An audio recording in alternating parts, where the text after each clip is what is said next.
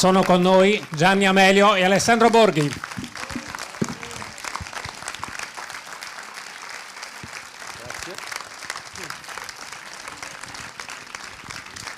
Il bastone della mia vecchiaia. Buonasera, No, buonasera. No,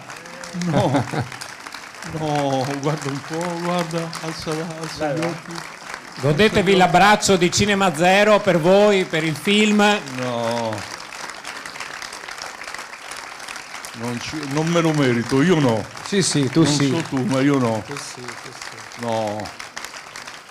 Scusa, ma questa è la terza volta o la quarta che vengo qua? Almeno la quinta. Almeno Però c'è il quinta. numero 3, c'è il numero 3 perché ci sono tre sale collegate per vederti. Non c'era mai questo pubblico, no.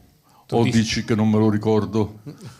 Lasciamo il dubbio, ma Lasciamo quello il che vedi dubbio, qua, però- come ti dicevo, è solo una parte del pubblico, perché ci sono altre due sale che ti stanno vedendo, ci stanno vedendo in diretta in questo momento. Pensa E un po'. poi li incontrerai, insomma, uscendo. Diciamo che poteva uscire solo qua, a Pordenone e basta, se non Roma, non Milano. Esatto, niente. potevamo fare una casa qua. Siamo molto felici, parlo al plurale Sì, fai. perché siamo molto felici, veramente. Questo è il coronamento di un lavoro, perché il lavoro credo che finisca qua, con voi. Voi da questo punto in poi prendete il testimone mio e di Alessandro Borghi.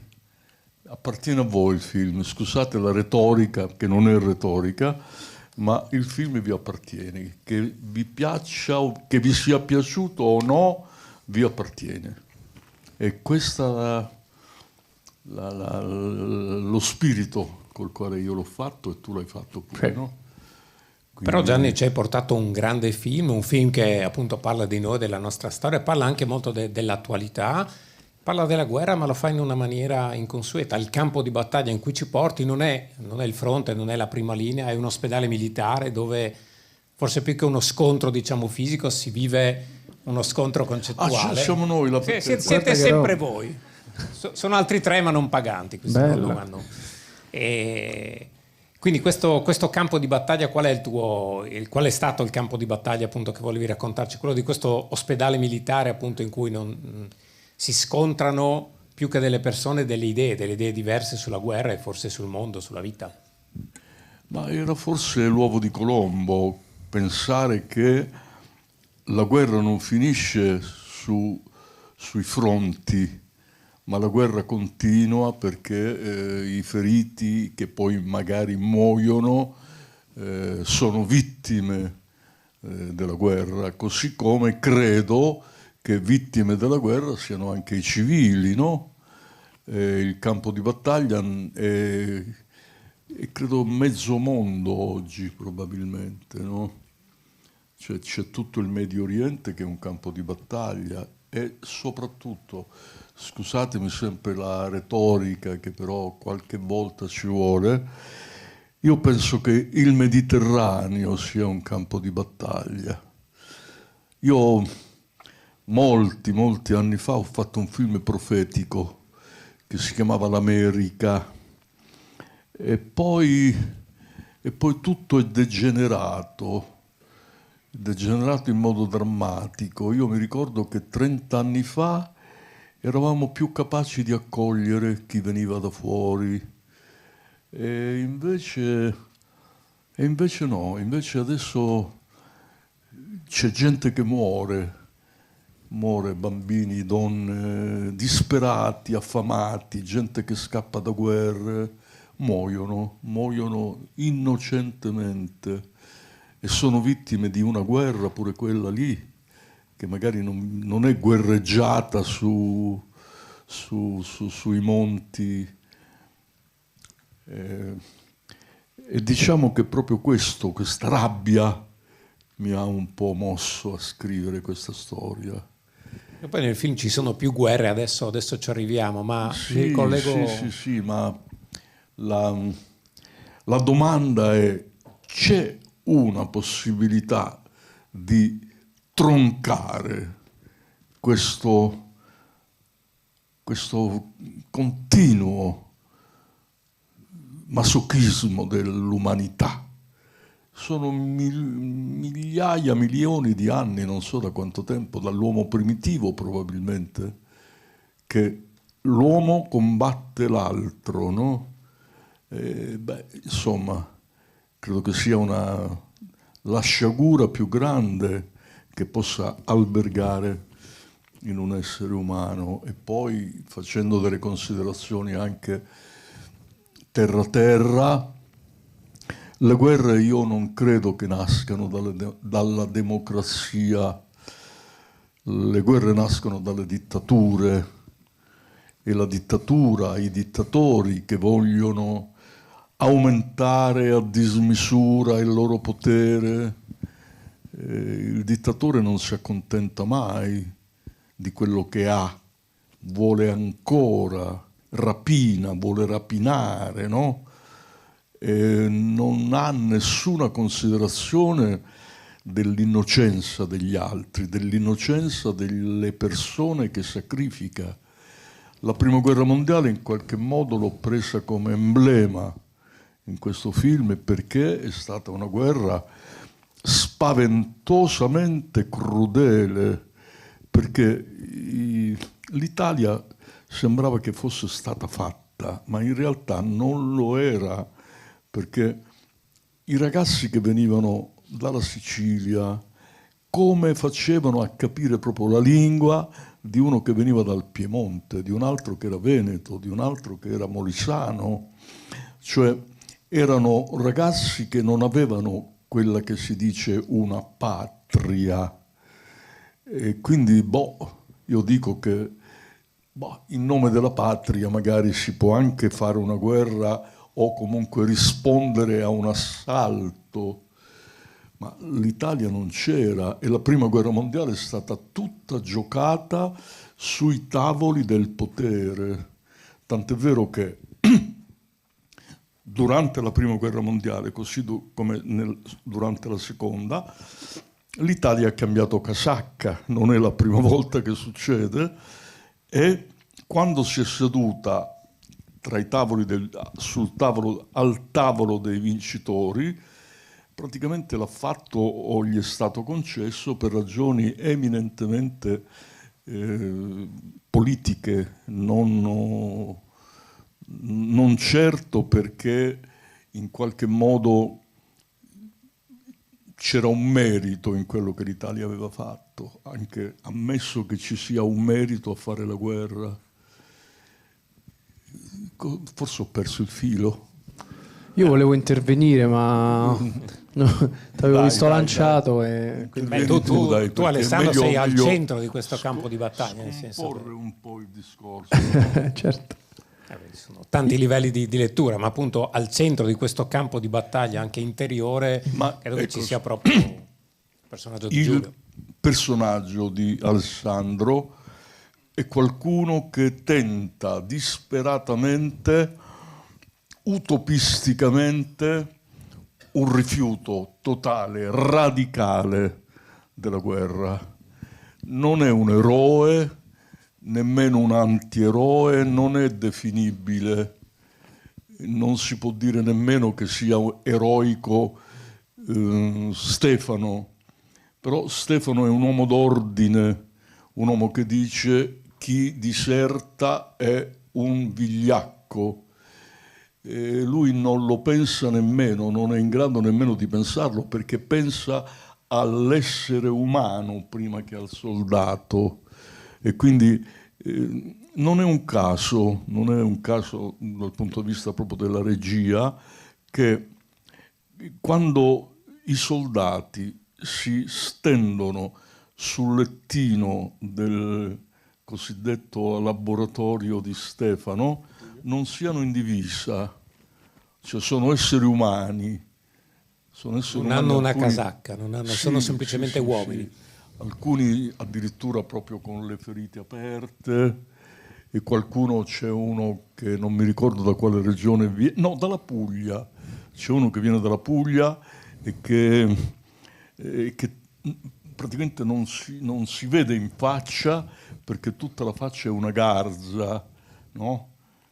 ed è quello che sorride di più, perché ti dice che quando finisce la guerra non tu mangia a devi casa andarla sua. a trovare a casa, eccetera, no? Cioè ogni volta Giulio riesce a stabilire e vuole stabilire un contatto umano, laddove invece i soldati sono carne da macello usata come tale per la felicità e la contentezza dei generali che dicono va bene, va tutto bene. Devo dire qualcosa, immagino. Non lo so se vuoi. Salve, buonasera a tutti e grazie davvero di essere venuti. Vedo un sacco di gente con i ventagli, vi capisco.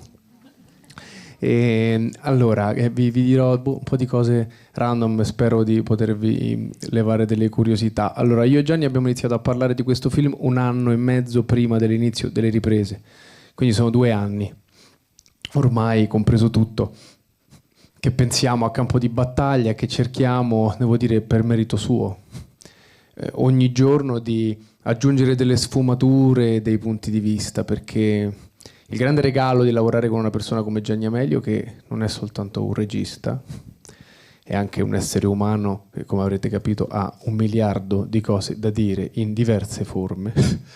Ogni giorno ti responsabilizza rispetto a qualcosa, quindi ti chiama la sera prima e ti dice ok, ho fatto un pensiero sul personaggio, poi la mattina dopo alle 8 lo rivedi e ti dice il pensiero che ho fatto non andava bene, ho pensato un altro, tu che pensi? E tu stai lì che dici, mo che devo dire? Che era meglio quello di prima o quello di adesso? E questa ricerca continua per la cosa giusta, per cercare di sfumare le cose nel modo giusto, è stata la cosa che ha contraddistinto tutto il nostro percorso insieme per questo tempo e per me è stato un regalo grandioso. Perché questo mestiere che un po' ho scelto, un po' mi ha scelto, che è stata una casualità della mia vita, mi interessa soltanto ed esclusivamente quando si gioca fuori dalla zona di comfort, cioè quando non mi succede di dire ok, ho capito il personaggio, poi tra 3 mesi faccio quello che ho capito oggi, oppure ok, ho capito questa roba, quindi adesso mi siedo fin quando. No, io devo essere stimolato continuamente, devo essere continuamente messo alla prova, perché mi piace l'idea di rischiare di sbagliare, e anche sbagliando molte volte, però cercare di far diventare questa cosa un grande gioco, perché mi piace pensare che ci sia un modo di riportare, di trasmettervi e di comunicarvi quello che io provo da spettatore, perché prima di essere un attore sono un grandissimo spettatore, sto molto più dalla parte vostra che in quella in cui sono adesso, perché il cinema è la mia vita da sempre, veramente l'ho detto spesso in questi giorni, io che sono uno che non crede in niente, il cinema è stata la mia chiesa da quando sono bambino, ho trovato tutte le risposte che volevo in questo posto io. E quasi sempre sono entrato in una maniera e sono uscito in un'altra maniera.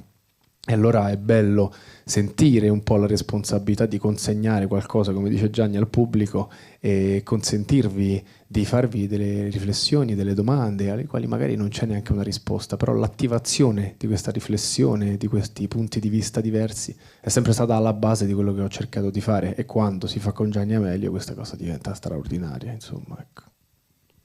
Guarda, a me mi è toccata la parte pallosa prima, a te la parte più leggera. Ma sei tu che continui a parlare di questa guerra e voi che devo fare? Vabbè, ce le scambiamo. Non sono capace io a fare quello che fai te, perché mi annoio. Tu fai il serio, io faccio il faceto, va Ok, bene? va bene.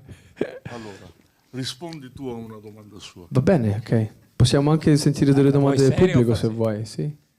Dai, fra poco sentiamo quelle del pubblico. Ti chiedo però ancora una cosa sul tuo personaggio. Tu ci hai detto appunto di questo anche tuo percorso, no? Per lavorare intorno al personaggio. Sì.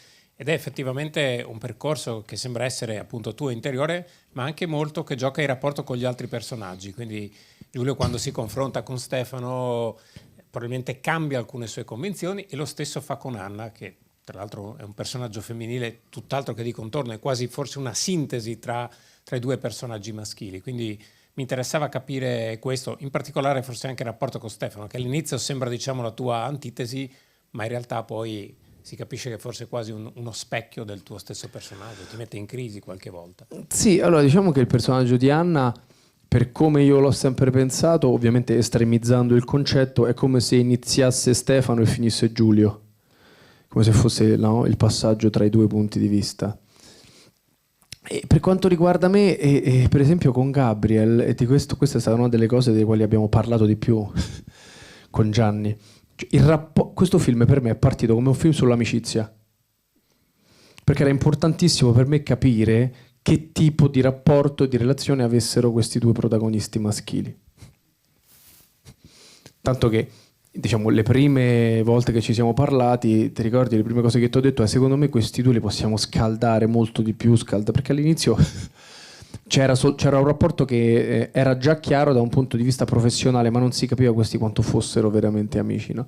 E poi nel cinema, fatto di intuizioni, basta pochissimo per risolvere una cosa, quindi abbiamo insieme, ovviamente partendo da Gianni, sviluppato la scena degli scacchi, che è una scena dove tu capisci perfettamente che questi due si conoscono da 20 anni, che sono amici da sempre. È un'altra scena dove io dico che non sono andato a fare il militare perché il padre di Stefano mi ha aiutato a non andarci, quindi capisci che c'è una relazione molto forte.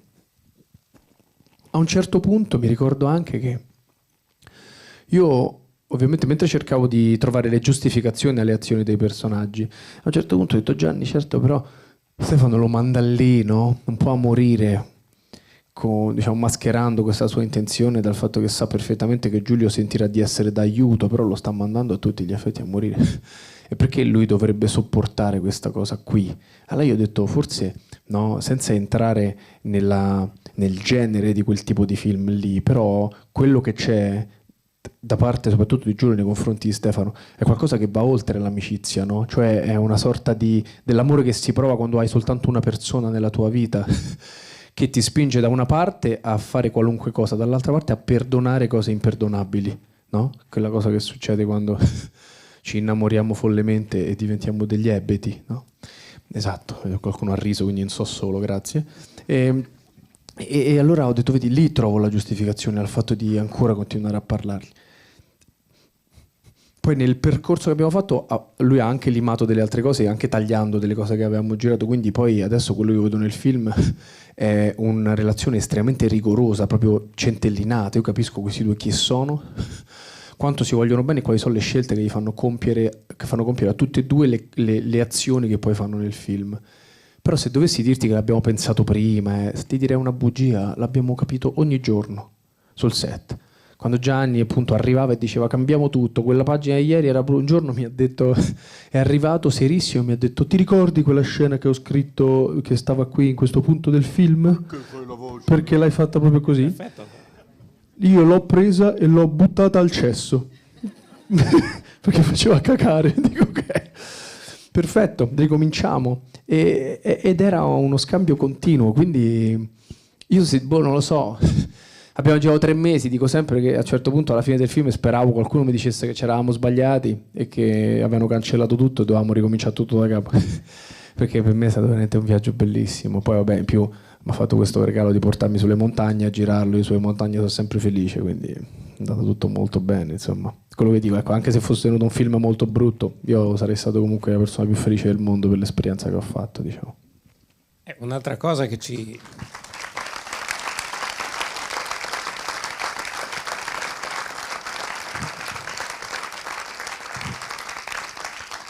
Un altro aspetto del film che ci chiama in causa proprio anche come territorio è proprio appunto i luoghi dove sono stati girati, quindi siccome il Friuli poi è terra che anche offre molte possibilità. Come hai scelto questi luoghi e come è stato anche insomma per te insomma girare in Friuli con il supporto della Film Commission, quindi anche attivando tutto questo sistema insomma della filiera del cinema. Posso dirti una cosa? Sento che tu debba metterti al centro.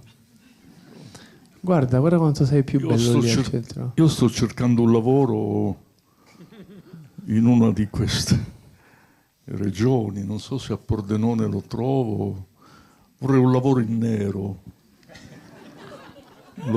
ma vi spiego perché. Io prendo pochissimo di pensione, dopo 60 anni di lavoro la mia pensione è di 1.027 euro. Vabbè, io vado pure indirizzo così vanno a pià. Ma che te sei impazzito? Io dico la realtà. Uscendo lascia il curriculum in cassa in caso una buona parola. Guarda, ci si può rivolgere al Cinema Zero, va benissimo. No, nel senso che amo talmente tanto questi luoghi, forse più di quanto quelli che vengono dal sud, perché io sono nato in Calabria, più di quelli che vengono dal sud li amino Io li amo invece come non lo so, contro natura quasi sono io rispetto al meridionale tipico, no? E quindi cerco lavoro qua. Ma gli servirà qualcosa qui? Mi serve una mano? No? Lanciamo un appello qua, se c'è qualcuno. No, il problema è che deve essere un lavoro adatto a una persona di 80 anni. Ok. Uno. Due, deve essere al nero pagato. Ok. Questo mi sembrava abbastanza chiaro. Un saluto alla Guardia di Finanza di Pordenone. Terza cosa è che si svolga qua. Se mi mandate, che ne so, in Sicilia, no. No, non va bene, perché Non la, va bene, la non va Sicilia è bene, lontana, non va bene. come dicevano nel film. Ah, assistente fotografo non è male, E mi paghi al nero? Sì, il presidente, non dov'è il lo so, presidente? questo è il mio problema. Perché È il momento di lasciare la domanda al pubblico. Domande barra offerte di lavoro. No, poi chiudo, finisco. Se mi assume qualcuno, io perdo la pensione. Vorrei accumulare la pensione con un po'... Una cosetta di nero per arrotondare la pensione. Ok? È questo che volevi dire, no? Perfetto. Molto bene. Acqua per Gianni. Nel frattempo, eccola, c'è la Viviana, guarda. Nel frattempo possiamo cominciare se qualcuno Sentiamo vuole. esatto qualche domanda dal pubblico o anche appunto qualche offerta di lavoro, senza dar troppi dettagli, però insomma. Non siate timidi. Lo so, il primo è sempre difficile, poi dopo va alla grande. A meno che nessuno debba fare delle domande, ma siete un sacco.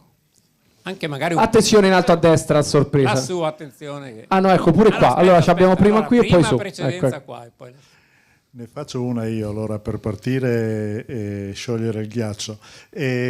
Qualcuno ha scritto o ha detto che questo suo ultimo film potrebbe essere il suo primo horror, ma mi pare che al contrario lei abbia trattato la materia abbastanza in maniera soft, tutto sommato, rispetto a quello che è veramente successo durante la Prima Guerra Mondiale. Se qualcuno ha letto un po' le cronache storiche sicuramente sa che le cose sono andate molto peggio di quello che viene descritto nel libro.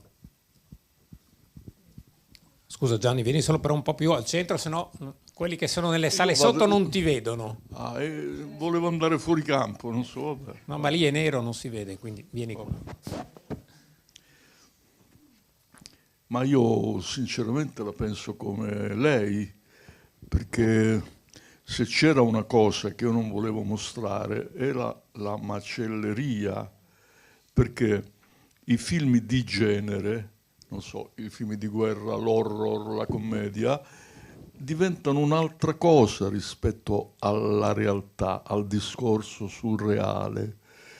E io invece volevo raccontare l'anima di un personaggio, di tre personaggi, l'anima dei soldati che i tre personaggi incontrano, lontanissima dalla cosiddetta, come si può dire, cioè cosiddetta seduta di intrattenimento.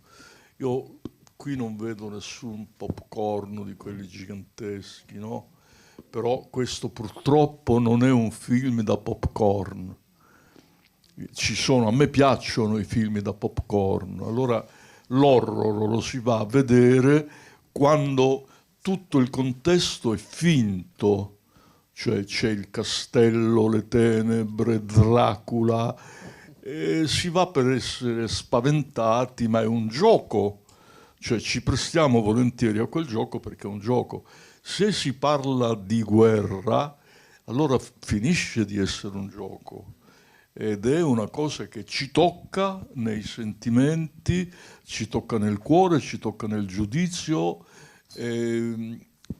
anche se non è un discorso, non è un pistolotto, non è un comizio, ma è fatto con i mezzi del cinema, quindi con i mezzi emotivi del cinema, no? Quindi questo critico è uno che, sì, purtroppo vedono 5, 6, 7 film al giorno e devono scrivere comunque in 3 secondi e prendono delle cantonate molto, insomma, scrivono anche la prima stronzata che trovano. Non vedo errori. C'era la domanda lassù. Sì, ecco. Beh, intanto volevo ringraziarvi per un altro punto di vista sulla Prima Guerra Mondiale, su quel macello che è stata la Prima Guerra Mondiale, e quindi un altro punto di vista serviva e mi ha fatto pensare, mi ha toccato. Poi una domanda leggera e frivola per Alessandro, nel senso che ti vediamo cimentare sempre in film dove parli in dialetto, in dialetti del nord, no? Sì. Volevo capire come sta continuando e se ti sta arricchendo culturalmente queste esperienze anche dal punto di vista linguistico. Sto cercando di imparare tutte le vallate partendo da ovest. Ma in realtà il fatto che siano più che altro dialetti del nord è un caso. Cioè ogni volta che mi avvicino ad un progetto e mi dicono sai mi piacerebbe avere un'identità per il personaggio, avevo pensato a Pordenone, mi dicono ma a Siracusa, non so perché. E però capiterà anche quello. Di base, guarda, io dico sempre, proprio per il discorso che ho fatto prima, che questo per me è un grande gioco, ho sempre pensato al mio corpo come uno strumento di racconto. Quindi cerco di arrivare all'inizio di un progetto come una tela bianca da riempire con delle cose, proprio come un gioco veramente. Io mi piace pensare di essere un giocattolo del regista, no? Che mi dice ok perfetto, adesso ti levo i tuoi occhi e ti metto questi, ti levo questa voce e ti metto questa. È come inserire dei chip con degli altri connotati. E quindi si lavora un po' sul corpo, quando ti mettono addosso i costumi, per esempio qui che è stato fatto un lavoro sui costumi straordinario. Queste divise ti balsamavano, cioè, e quindi tu potevi anche fare dei pensieri, quando te le mettevano addosso e te le abbottonavano cominciavi a muoverti in un'altra maniera e seguivi il tuo corpo. E la stessa cosa cerco di fare con la voce. Abbiamo preso un coach di Treviso che in realtà non era un coach, era un barman di Treviso, proprio perché io sono molto poco accademico e quindi mi piace lavorare di pancia, diciamo. E se avessi preso uno che fa il coach di mestiere mi sarei annoiato dopo 2 secondi. Invece prendere uno che non sapeva assolutamente quello che stesse facendo è stato molto divertente. E posso aggiungere che per quanto riguarda la voce, io a un certo punto ho fatto una proposta di voce a Gianni che era una voce un po' più acuta e lui ha avuto a un certo punto la grandissima intuizione di dirmi in un determinato momento perché non provi adesso invece ad andare giù, come se questo personaggio avesse 2 anime, che quando lo vedono gli altri si è costruito una corazza e quando sta da solo invece va a toccare gli inferi, no? Quando sta dentro a quel laboratorio.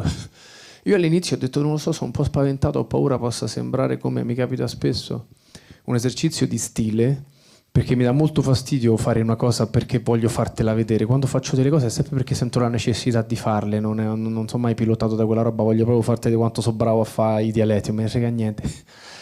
E abbiamo provato e effettivamente quando l'ho rivisto Gianni mi ha guardato e mi ha fatto così, sì, e funziona. E poi abbiamo seguito quella cosa ed è stato secondo me una delle più grandi intuizioni del film.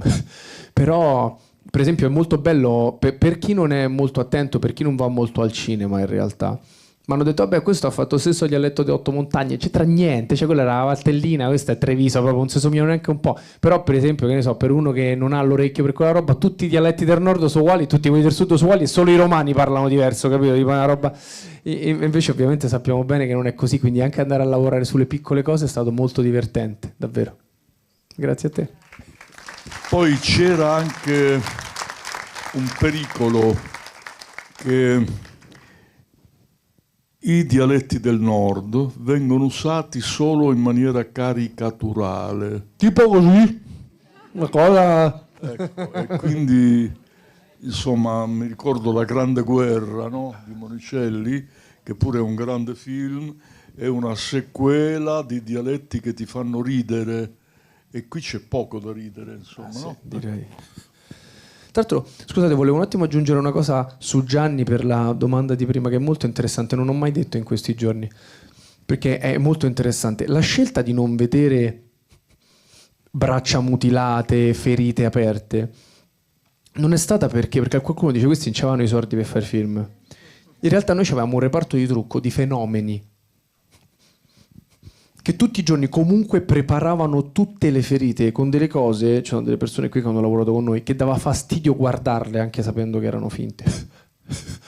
quella di non inquadrarle è stata una scelta registica di Gianni, che a un certo punto, mi ricordo il primo giorno che gli hanno presentato una cosa molto brutta, lui ha fatto no, per carità, io questa cosa non la voglio vedere, mi fa paura, non la voglio vedere, io questa cosa la devo vedere attraverso gli occhi di Giulio. Quindi mi ha detto adesso tu hai la responsabilità, che io questa cosa non la inquadro, ma la devo vedere quando ti inquadro a te. Io ho fatto grazie mille, ci mancava anche questa.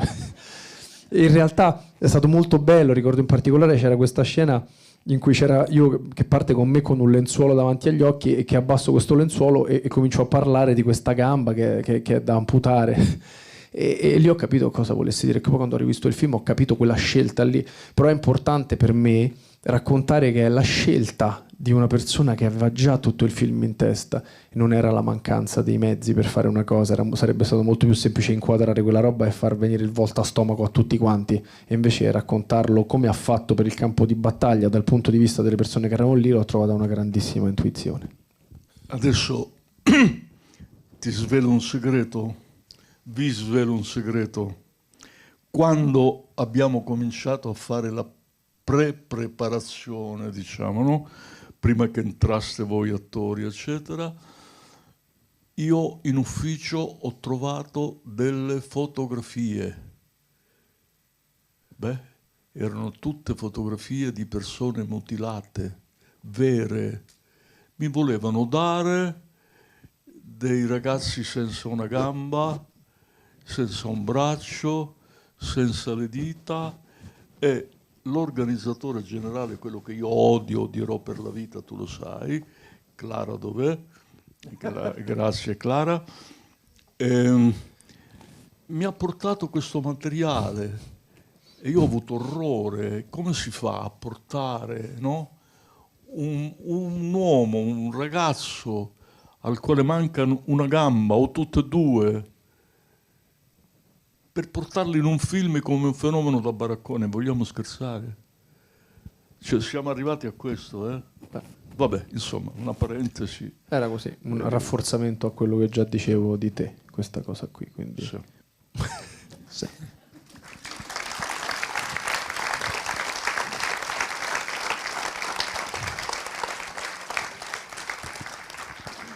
Una terza domanda.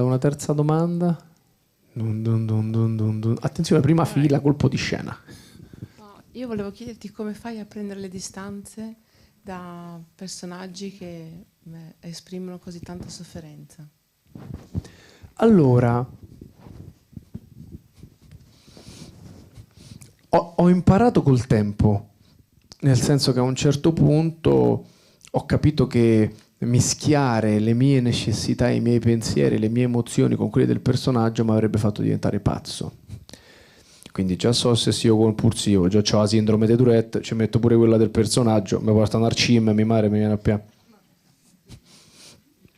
Però lo dico davvero, nel senso che io emotivamente vivo tanto molte cose, e quindi per proteggermi ho dovuto capire che a un certo punto, come ho fatto per questo film, che quando si va sul set, ancora meglio se si va sul set lontano da casa, si fa una valigia che non è la mia, si arriva lì, si fa un'altra cosa e quando si ritorna si lascia lì la valigia del personaggio e si rientra nella routine della mia vita, della nostra vita.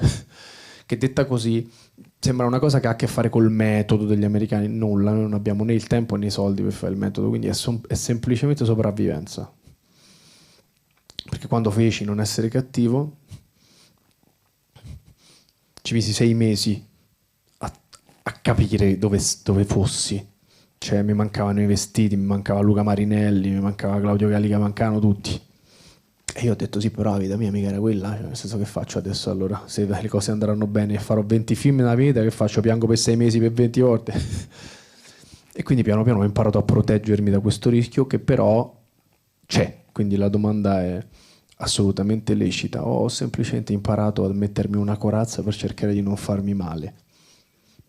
Anche quando ho fatto il film su Cookie devo dire che sono uscito abbastanza indenne io da quella cosa. Cioè, sono stato malissimo mentre lo facevo, ma sono stato malissimo perché facevo lui, non in quanto me. Poi quando torno fuori ho il mio giudizio su quella cosa che ho fatto, però ne esco sempre abbastanza bene, diciamo, per ora. Vedremo. Ancora una domanda per Gianni, perché nel film c'è una svolta poi narrativa forte, a un certo punto diciamo c'è quasi questo termine vittoria, no? Usato in maniera illusoria a dire che quasi una guerra è finita, e subito ne inizia un'altra, una guerra quasi più subdola, la guerra contro l'arrivo della pandemia spagnola, insomma. E questo è un richiamo all'attualità o è piuttosto un'ulteriore occasione invece per sottolineare, diciamo, l'assurdità della guerra precedente, la guerra fatta tra gli uomini contro qualcuno, mettere di fronte al fatto che esiste invece una guerra che non fa nessuna distinzione, appunto quella di una malattia che colpisce. Diciamo che la pandemia è qualcosa di più terribile ancora, ma ma stimola l'intelligenza umana. Attraverso la scienza si va avanti, si fanno dei grandi passi avanti. Io non so quante persone si ricordano la poliomelite. Cioè io ero ossessionato da bambino che mi venisse la poliomelite, che colpiva anche proprio gli esseri deboli, anche dal punto di vista del ceto sociale. Io mi dicevo, se la poliomelite è venuta al figlio di Anna Magnani, figuriamoci a me. Una. Due, dopo la seconda guerra mondiale, inizio anni 50, tutti siamo stati ossessionati dalla tubercolosi. Beh, adesso sia la poliomelite sia la tubercolosi in Occidente sembrano debellate, sono debellate, forse restano dei focolai in Africa. Queste guerre sono da combattere, è giusto. Sono le uniche guerre giuste in qualche modo. Perché nascono dalla volontà di vivere e non dalla volontà di uccidere. Vale a dire che nell'indole di Giulio non a caso c'è la paura del sangue, cioè la prima volta che io vedo Giulio si sta facendo la barba e si tocca il sangue come se lo respingesse, ed è un medico.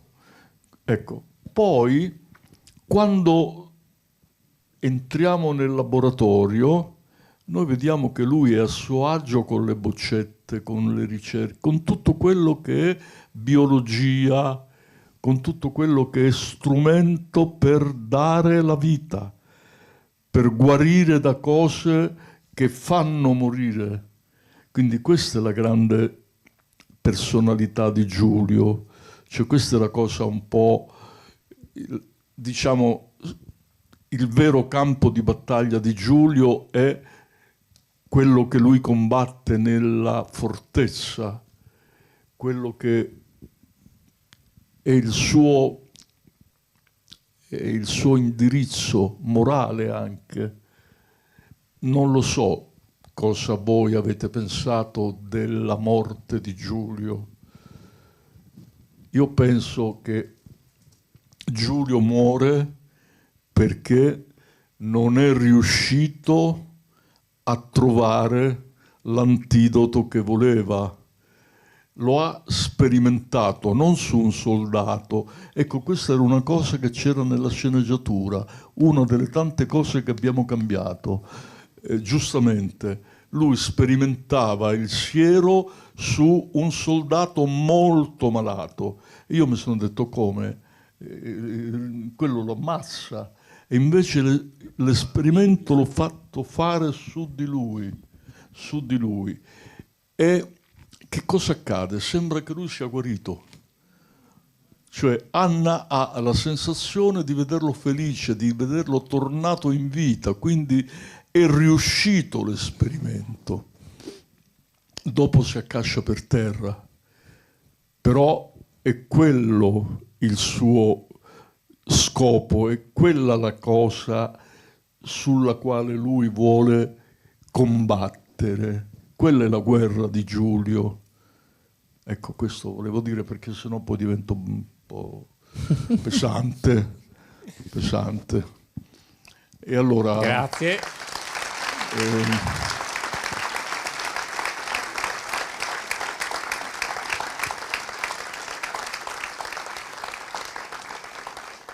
C'è un dettaglio, scusa, che mi piace ricordare anche ad Alessandro, che è stata una piccola cosa improvvisata. Quando abbiamo girato, eravamo a Udine, quando abbiamo girato la scena degli scacchi, io sinceramente non sapevo come finirla, come chiuderla. E c'è un momento in cui abbiamo cambiato le battute e lui dice: Stefano, ti farebbe bene un po' di trincea. E tu dici: va bene, vado, parto, vado subito, sono un soldato. E poi ti alzi e sei disposto a partire. Gli tocchi qua, il petto, sul cuore, e dici una frase: e se poi muoio? No, e se mi ammazzano? Che se mi ammazzano, ancora più dura. E se mi ammazzano?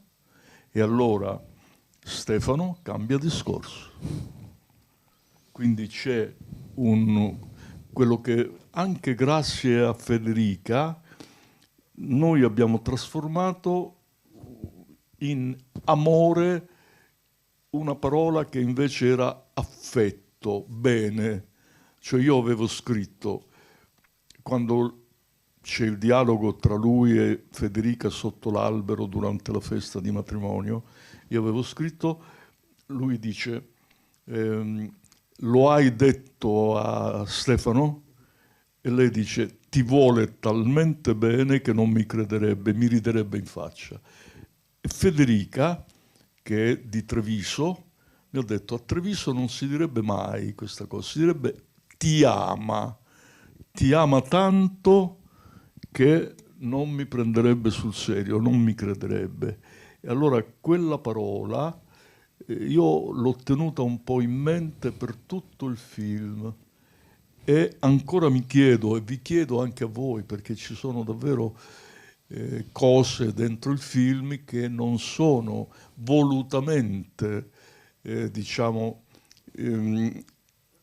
raccontate e sviluppate in una maniera manichea. Veramente ci sono cose che si prestano a più interpretazioni. Per esempio, vi siete chiesti, avendo visto il film, se Stefano chiude nella fortezza Giulio perché lo vuole salvare dalla fucilazione, perché lui sarebbe fucilato, oppure farlo morire di pandemia. Mistero. Cioè lui finirebbe dritto davanti al plotone d'esecuzione. Dritto. Però Stefano trova il modo di mandarlo nella fortezza, dove gli dà quel compito di trovare l'antidoto al bacillo. No? Che fa? Un gesto d'amore o un gesto di odio?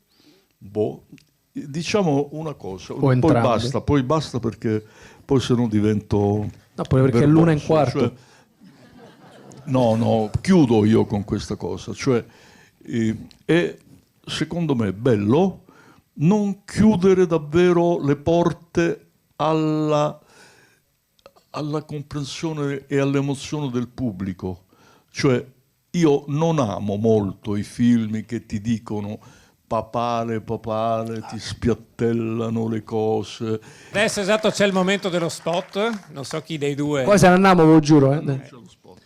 È il momento dello spot, ad interpretare questa sera Gianni Amelio, che conoscerete. Eccoci qui. Azione. Spot così, su Rai 1. Così mi tratta, Per tutto il film mi ha trattato in questa maniera. Allora, lo spot è il seguente. Quanti spettatori ci sono in questo cinema? Sono altre 2 sale in collegamento, E più le altre sale in collegamento, diciamo, in 210 tutto. qua, 340. 340. Cosa vogliamo dire? 300 che odiano e 40 che amano? No. Sì, dai, allora, no. Allora, diciamo che ci sono 200 persone che odiano a morte questo film. Stiano zitte. non parlino né con la moglie né con la mamma né con i figli, chiudono in un silenzio nemmeno proprio. in confessione. Non dite è brutto questo film. E sono quanti? Quanto abbiamo detto? 200. Poi ce ne 140. sono altri 140 che hanno amato questo film. Allora parlate, attaccatevi al telefonino e ditelo a chiunque, anche ai vostri nemici, ai condomini che vi rompono le scatole. Ecco, perché questo, anche se lo dico scherzosamente, perché la forma di pubblicità che noi possiamo permetterci non è quella americana, planetaria, eccetera, ma è molto più terra-terra, molto più artigianale, e però è più efficace. Si chiama passaparola. Quando una persona dice a una persona amica: quel film è bello, ti emozionerà, vallo a vedere, poi ne parliamo. E poi ci dovete parlare per forza dopo, quello è una cosa che si dice di circostanza. È una cosa in più, poi. Ecco, se lo farete vi ringrazio già anticipatamente. Grazie. Grazie a tutti, Grazie davvero. a tutti.